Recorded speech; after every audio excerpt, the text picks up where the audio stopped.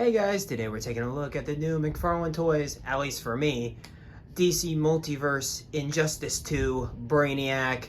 Let's get a better look at that packaging, shall we? So here we are up close and personal with the packaging. And of course we have the contents of the packaging within, right there. And you of course have the DC Multiverse logo at the bottom there with the Brainiac nameplate down there in white this time.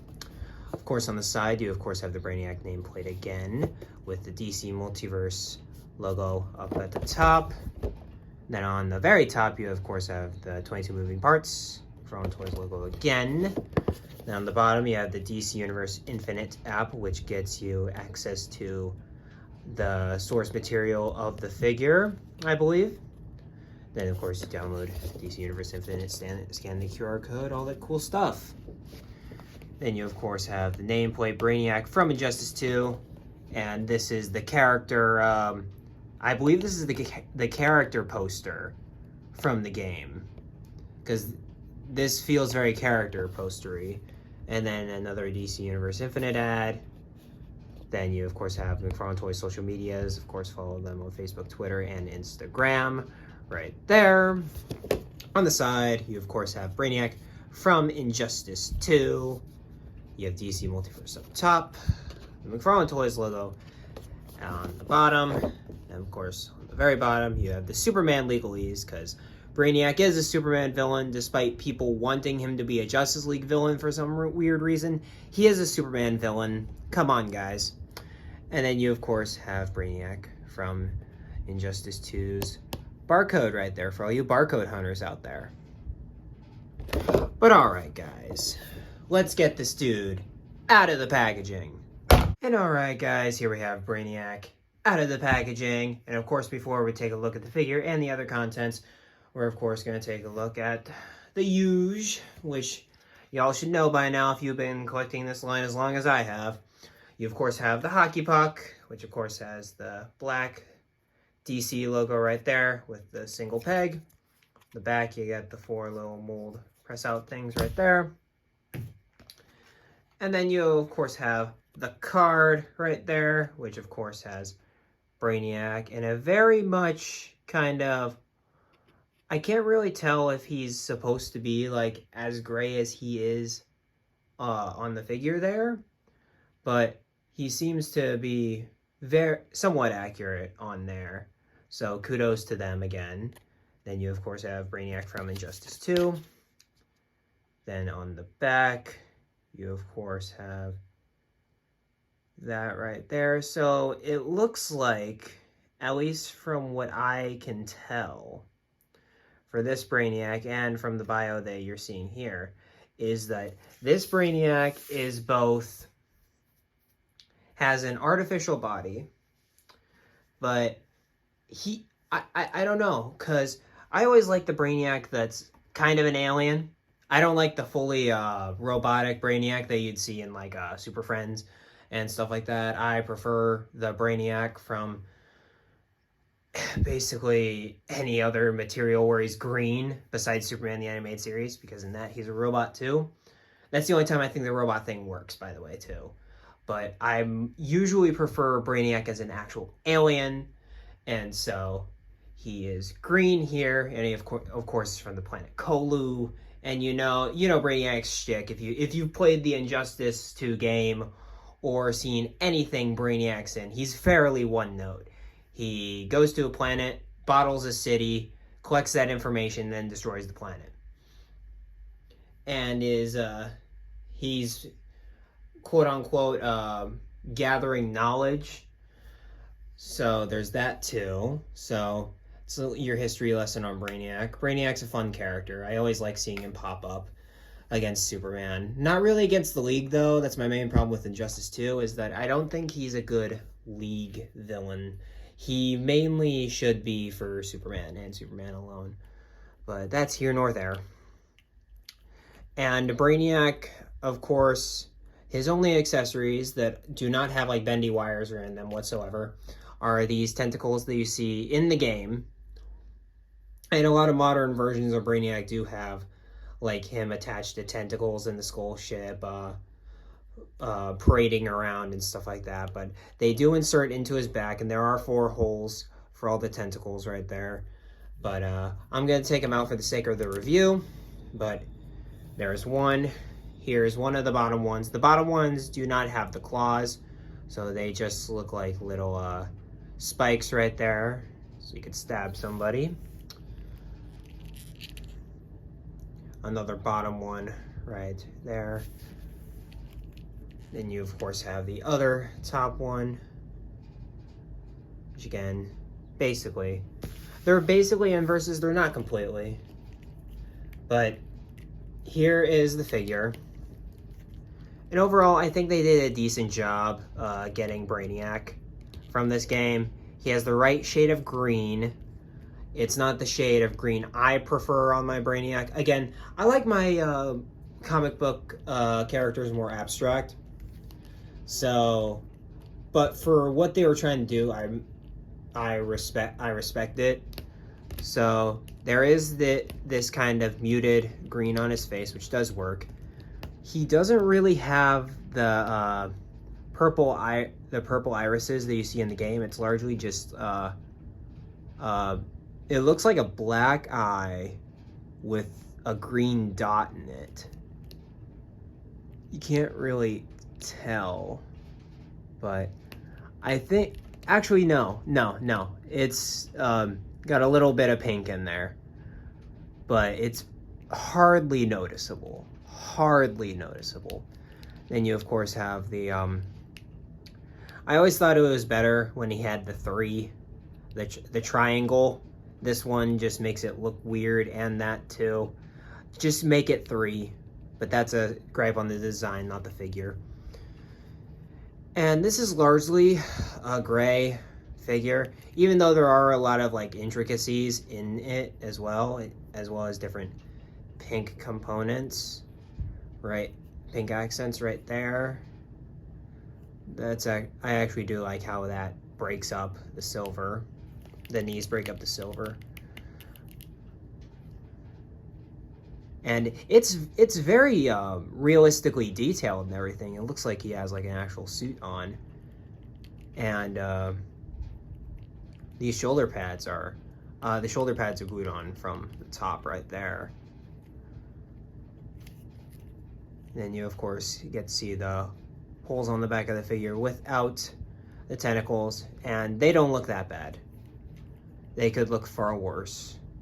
And there's a bit of scruffing on the figure to make it have that worn look, like he's been to several worlds before popping up in ours. But overall, he at least looks accurate. It's just the fact that he's a very boring and plain figure besides the head. It's green, and then the rest are these neutral colors that really don't direct your eye. What really directs your eye is his face, because of how different it is from the rest of the figure. But that's kind of enough on the detail portion. You can't really there are a lot of different textures on that, and I really appreciate some of the texturing. Honestly, mainly there. But and of course you got all these rivets and stuff like that to really give the figure a sense of dimension, even though it's just largely painted gray.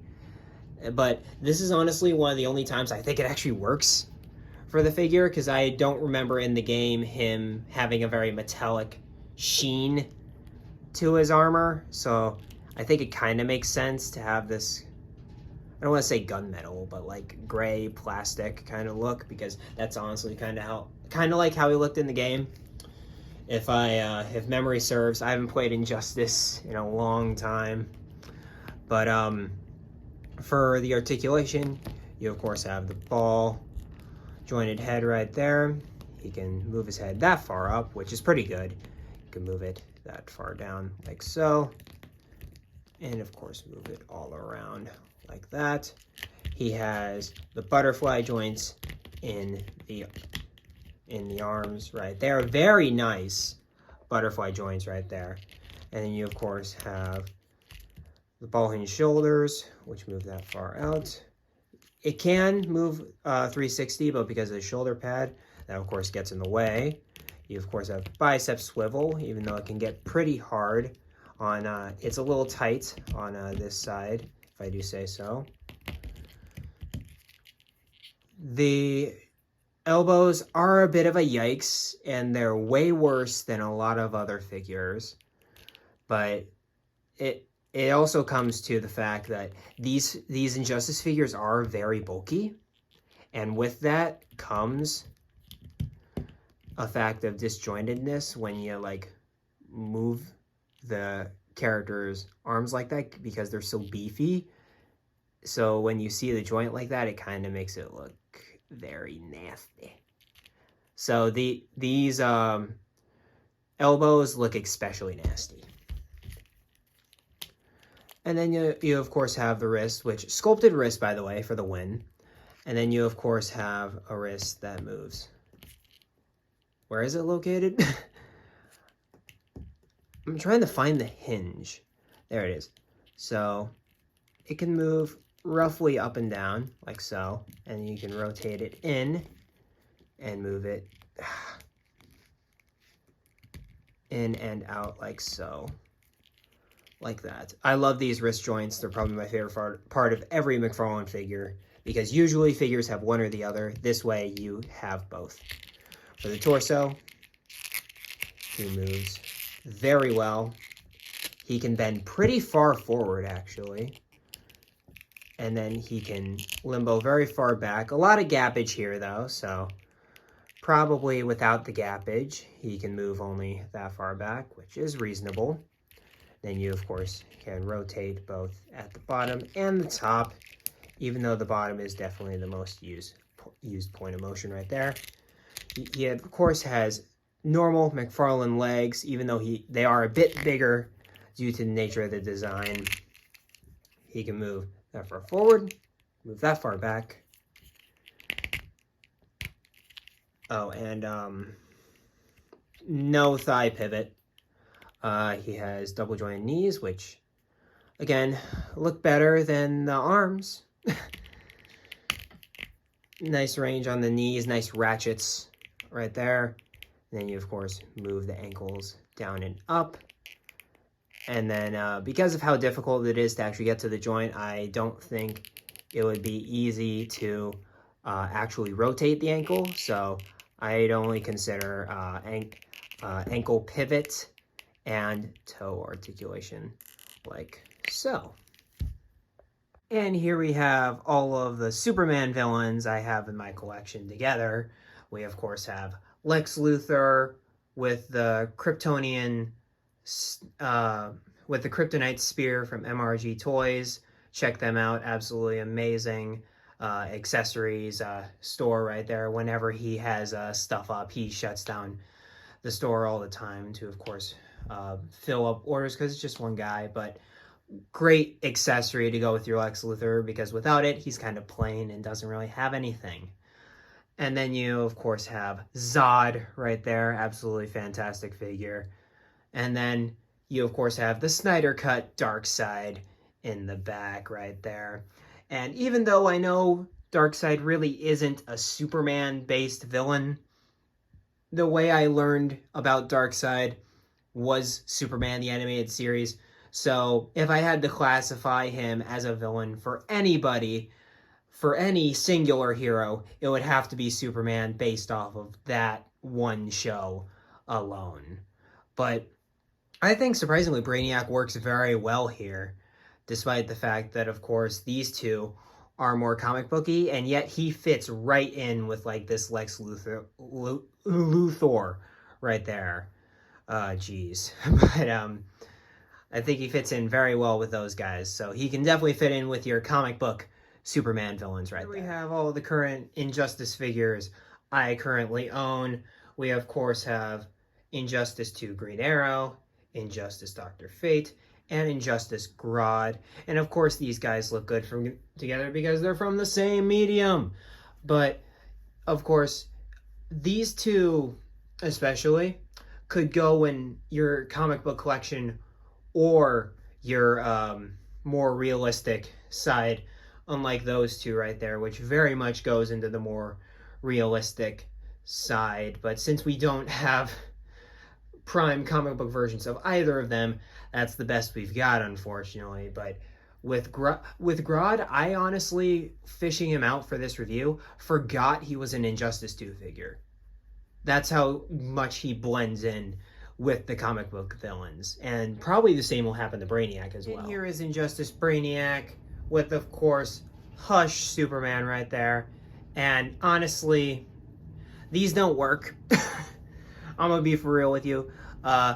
These don't work. I'd honestly probably, in going to pose this guy, I'd recommend any of the more realistic takes of Superman. Like, probably not the Page, honestly, probably only the Cavill Target exclusive, the Justice League Cavill. That would probably be your best bet when it comes to actually displaying that guy and making it work. Or the actual Injustice 2 Superman, which I don't currently own because I always hated that look for Injustice Superman, for Injustice, and I'm just like, no, I can't do it. Can't do it. But yeah, these don't really work, even though it's fun to see that kind of blue really pop from the more neutral colors on Brainiac, unfortunately. Hush Superman doesn't always win the day sometimes. And alright guys, that'll pretty much do it for Injustice 2 Brainiac. Honestly, it's a very solid figure. It's got really decent articulation. The only main problems is the fact that it does suffer a lack of paint, I feel, but at the same time, the look from the game very much gave it that kind of feel that it has, so you can't really put it down for that, unfortunately. What you can put it down for is that he's a very boring figure to look at, and again, that's based off of the design of the figure. The tentacles, unfortunately, aren't wired, which that's very frustrating, and you could have, honestly, you could have made a deluxe figure with just wired tentacles, and you could have really made, like, something out of that. But, I mean, this is fine. Of course, if you want a Brainiac, you gotta get him, because this is the only Brainiac in the line so far, and probably will be the only Brainiac for a while.